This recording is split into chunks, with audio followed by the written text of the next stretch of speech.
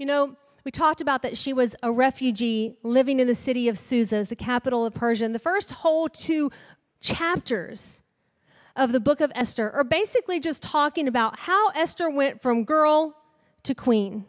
And I'm not going to read all those things to you. You probably read them in your Devo reading. If you've been keeping up with that, you read them recently in our Devo reading. But I just want to retell the story and kind of get us up to speed, because the story opens with this king, King Xerxes, big, powerful king. He was the king of the Persian Empire. The Persian Empire was the biggest empire at that time that had ever been in the history of the world, 127 nations and provinces.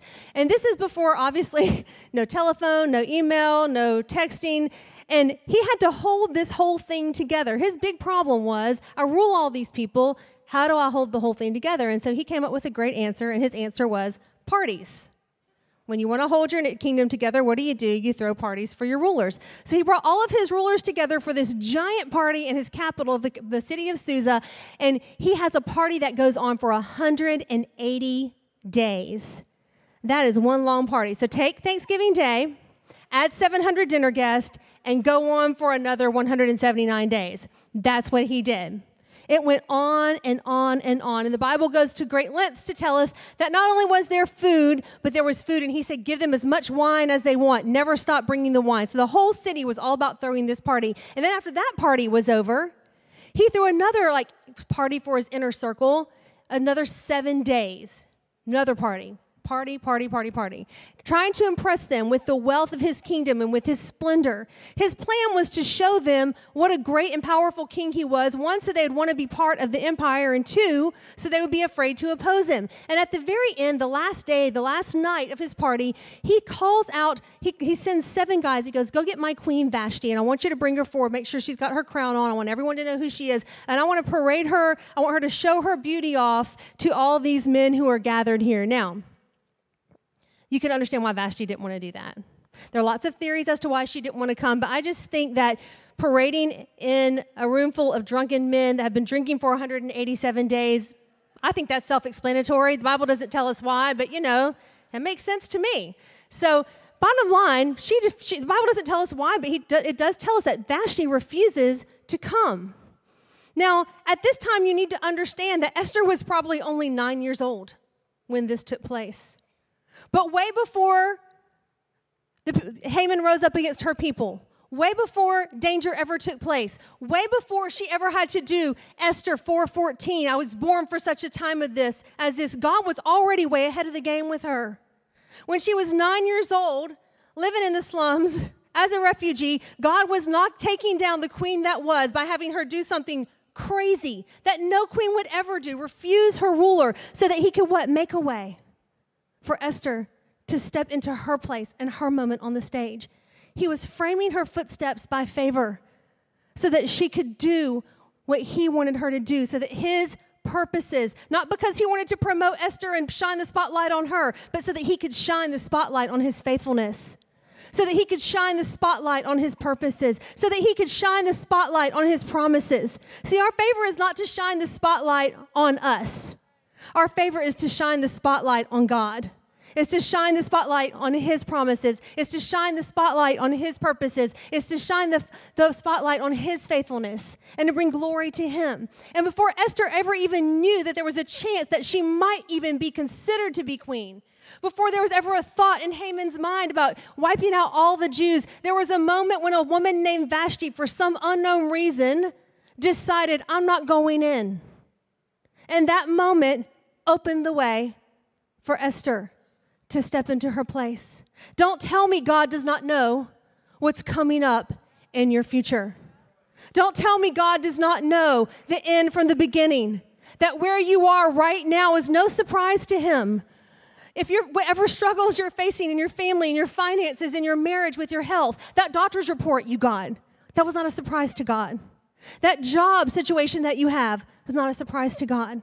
God is way ahead of us, and he is making ways right now that await us in our future. And what we have to do is remember that just like he has framed our footsteps with favor to this point, he will continue to frame our footsteps with favor if we stay close to him and we stay tied into his purposes, and if we stay in the shadow of the cross, if we stay at the feet of Jesus.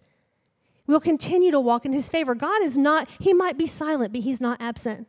You might not hear him, but he is still working. He was working in Esther's life. Even then, before she ever knew that she had a part to play, he was making a way for her. And God is making a way for you too. He's making a way for you too. Whatever you need him to do, he's making a way for that, for his promises to be true in your life. And then comes the time where God begins to move Esther into position. And the way that this happens is the king, after that moment, he throws Vashti out. And then he goes off to a 4-year war with Greece, which ended badly. He lost to Greece. And he comes back to his capital city. And he's kind of licking his wounds. And, you know, no man likes to come home after a long few years at war to an empty house. He was hoping his wife would be there, maybe could have some dinner cooked for him. You know, you can imagine that. He starts to kind of regret what he's done with Vashti. And he does something interesting. He says, I want you to go, and I want you to gather all the young virgins throughout the city, all the young girls.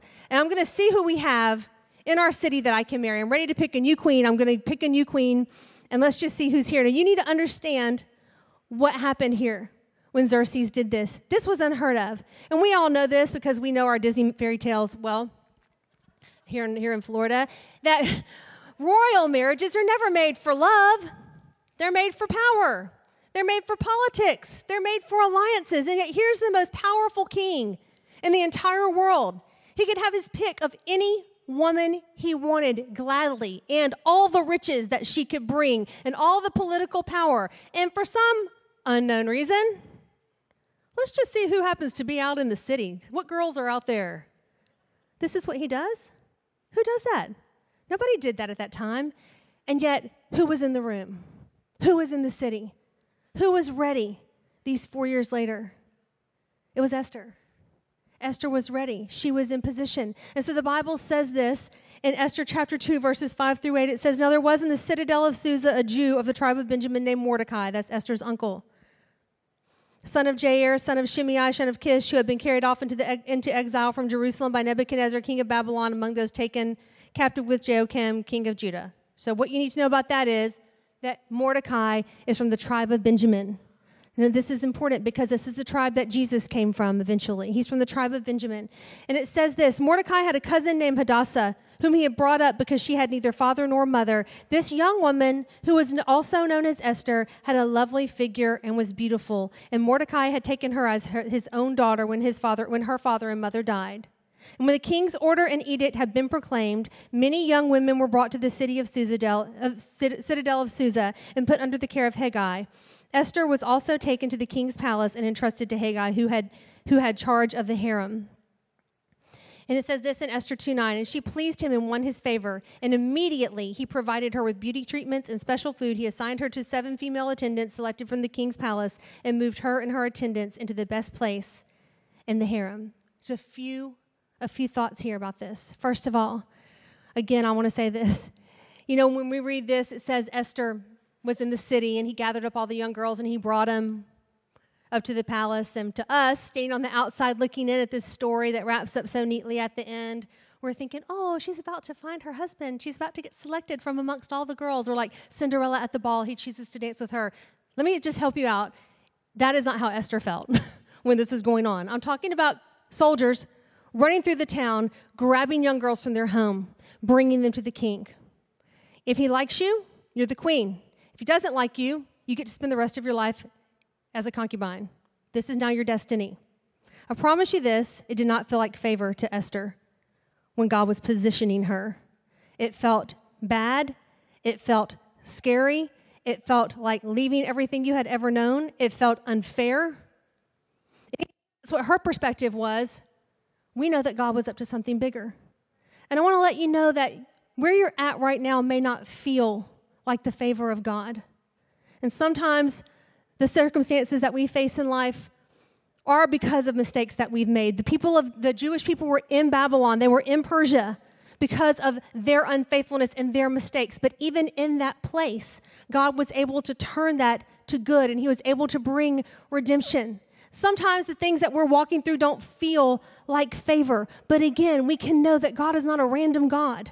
And he is able to move us and position us. And it's when we fail to trust him in those times that don't feel like his favor, when they don't feel comfortable, when we might be a little bit afraid, when we might be facing some fears.